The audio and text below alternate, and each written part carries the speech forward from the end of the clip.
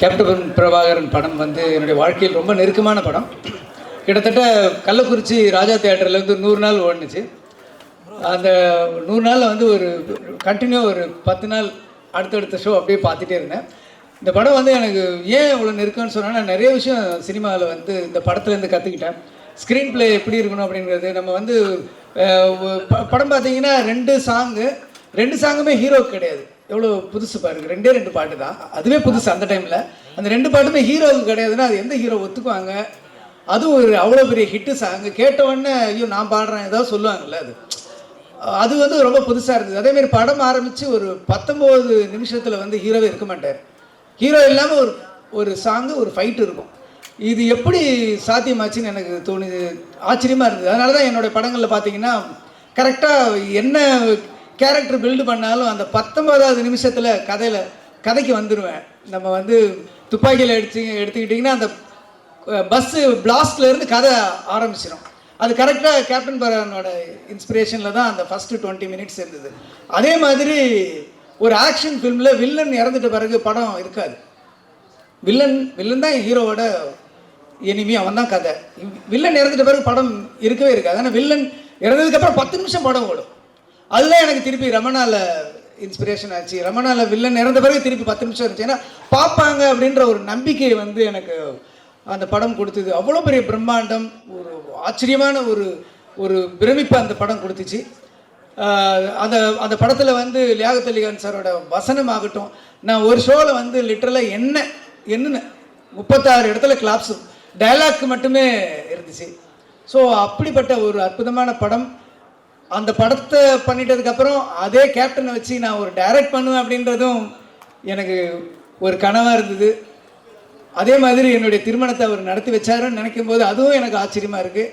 இன்றைக்கி நான் ஊரில் சினிமாவுக்கே வராத ஒரு ரசிகனாக அவரோட கேப்டன் பிரபாகரனை வந்து ஃப்ரண்ட் ரோவில் உட்காந்து நான் பார்த்த ஒரு ரசிகன் வந்து இன்றைக்கி ரீரிலீஸில் வந்து அந்த டைரக்டரோட பக்கத்தில் உட்காந்துருக்கேன் போது எனக்கு இதுவே கனவு மாதிரி தான் இருக்குது. ரொம்ப நன்றி சார் எங்கெல்லாம் கூப்பிட்டது. இப்படி ஒரு அற்புதமான படத்தை கொடுத்துருக்கீங்க.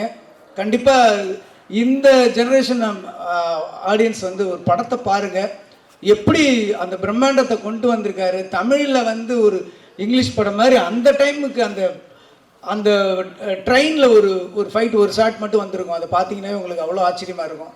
ஆக்ஷன் சீக்வன்ஸ்லாம் பிரமாதமாக இருக்கும். அந்த 20 மினிட்ஸ் பில்டப் பண்ணி அந்த ஹீரோ வந்து அந்த போலீஸ் ஸ்டேஷன் ஃபைட்டுக்கு முன்னாடி ஒரு ரோட்டில் அடித்து அங்கேருந்து போய் போலீஸ் ஸ்டேஷனில் இது பண்ணுவாங்க.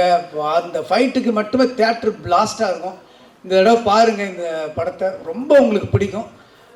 என்னை கூப்பிட்டு அழைத்த அனைவருக்கும் நன்றி. Thank you sir. விஜய் பிரபாகரன் அவர்களுக்கும் எனது வாழ்த்துக்கள். நீங்களும் பிரபாகரன் அந்த கேப்டன் பெயர் போல புகழ் உச்சையை அடைய வேண்டும் என்ற வாழ்த்தி விடைபெறுகிறேன். நன்றி, வணக்கம். Thank you so much sir. படம் வந்து நான் காலேஜ் படிக்கும்போது இந்த படத்தை நான் பார்க்குறேன். எங்கள் பெரியண்ணன் வந்து விஜயகாந்த் சாருடைய பயங்கரமான ஃபேன். ஆனால் நான் ரஜினி சாருடைய ஃபேனு. ஆனால் இந்த படம் பார்த்துட்டு எனக்கு பயம் வந்துடுச்சு.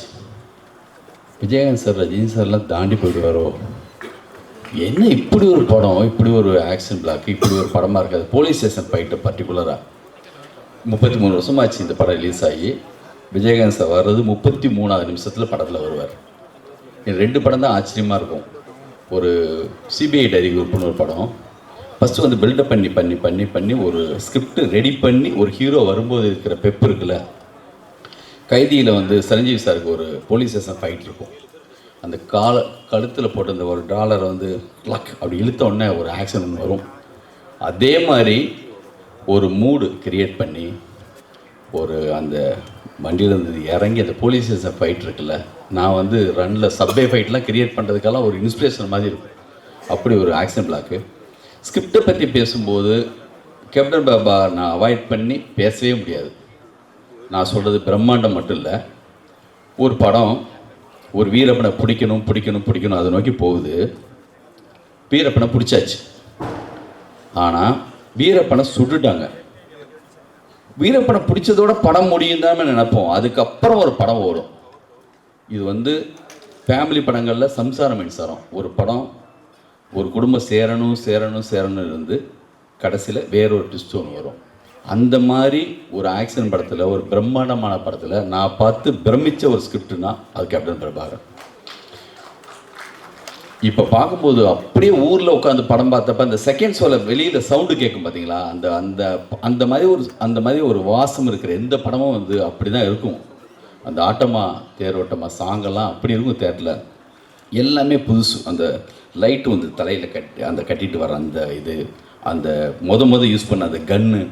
ஒரு படம் ஏன் புதுசு, இன்றைக்கி புஷ்பா படம் வந்தது வந்து பார்த்தா இந்த படத்தோட இன்ஸ்பிரேஷன் மாதிரி இருக்குது. அவ்வளவு விஷயங்கள் அதுக்குள்ளே இருக்குது. இந்த படத்தோட டயலாக்ஸு, இந்த படத்தோட வில்லன் அம்ஜத் கான் எப்படி அங்கே அப்படியோ அந்த மாதிரி இந்த படத்தை இவ்வளோ பிரம்மாண்டமாக எடுக்கிறதுக்கு காரணமாக இந்த இப்ராஹிம் ராவுத்தர். அவரை பற்றின கேள்விப்படும்போது சப்ஜெக்ட் வந்து அவ்வளோ அற்புதமாக கேட்பாங்க, அவ்வளோ அற்புதமாக நாலேஜ் இருக்குன்னு சொல்லுவாங்க.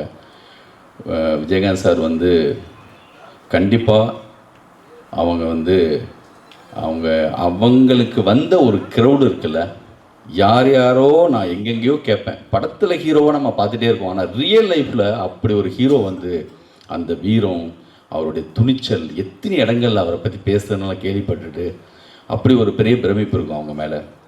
அந்த குடும்பத்திலேருந்து விஜய் பிரபாகர் வந்திருக்காங்க. அவங்க செஞ்ச எல்லா விஷயமும் உங்களுக்கு பின்னாடியும் வாழ்நாள் மொத்தமும் அப்படி பின்னாடி வந்துகிட்டே இருக்கும். நீங்களும் அந்த மாதிரி உயரத்தை கண்டிப்பாக தொடரணும். பிரம்மாண்டம்னா படத்தில் மட்டும் இல்லை, கேரட்லேயும் செல்வமணி சார் எனக்கு பிரதர் மாதிரி. அவரோட உழைப்பில் பிரம்மாண்டம், அவருடைய நேர்மையில் பிரம்மாண்டம், அவருடைய கேரக்டரைசேஷன் வந்து கேள்விப்படும்போது, அவர் எனக்கு பல இன்சிடென்ட் சொல்லும் போதெல்லாம் பல விஷயங்கள் அவர் வந்து அவருடைய அவ்வளோ உச்சத்தில் இருப்பாங்க. அவ்வளோ பெரிய பிரம்மாண்டமான ஒரு கேரக்டர் அவர். எனக்கு வந்து லைஃப்பில் என்னுடைய எல்லா விஷயங்களப்பையும் அவரோட தான் போய் நிற்பேன். சமீபத்தில் நிறைய அவரோட ட்ராவல் பண்ணிகிட்ருக்கோம், வாழ்க்கை மொத்தமாக அவங்க கூட இருப்போம்.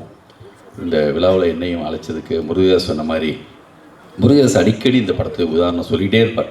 அது வந்து அந்த போலீஸ் ஸ்டேஷன் ஃபைட்டை பற்றி நிறைய நேரங்களில் பேசியிருக்கார்.